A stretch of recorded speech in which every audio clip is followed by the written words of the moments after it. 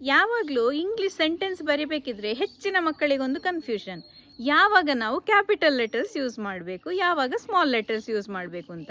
ಅದಕ್ಕಾಗಿಯೇ ಒಂದು simple rule you should remember, like MINS. So what is MINS? So MINS stands for first letter is the M. M is nothing but month. So ಯಾವಾಗಲೂ ನಾವು month ಹೆಸರು ಬರಿಬೇಕಿದ್ರೆ, for example Jan, Feb ಯಾವುದಾದ್ರೂ ಬರಿಬೇಕಿದ್ರೆ ಅದನ್ನು ಕ್ಯಾಪಿಟಲಲ್ಲಿ ಬರಿತೇವೆ, first letter capital. Next one is I. So I is ನಾನು.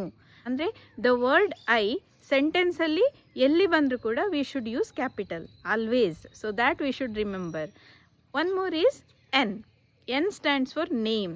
So the name of the ಪ್ಲೇಸ್ನ ಹೆಸರು ಅಥವಾ ಪರ್ಸನ್ ಹೆಸರು ಇವುಗಳನ್ನು ಬರಿಬೇಕಿದ್ರೂ ಕೂಡ ನಾವು ಫಸ್ಟ್ ಲೆಟರ್ ಕ್ಯಾಪಿಟಲ್ ಯೂಸ್ ಮಾಡಬೇಕು. Next one is T. T stands for title. So ಯಾವುದಾದ್ರೂ ಬುಕ್ನ ಟೈಟಲ್, ಫಿಲ್ಮ್ ಟೈಟಲ್ ಈ ಥರ ಬರಿಬೇಕಿದ್ರೆ ನಾವು ಫಸ್ಟ್ ಲೆಟರ್ ಕ್ಯಾಪಿಟಲ್ ಯೂಸ್ ಮಾಡಬೇಕು.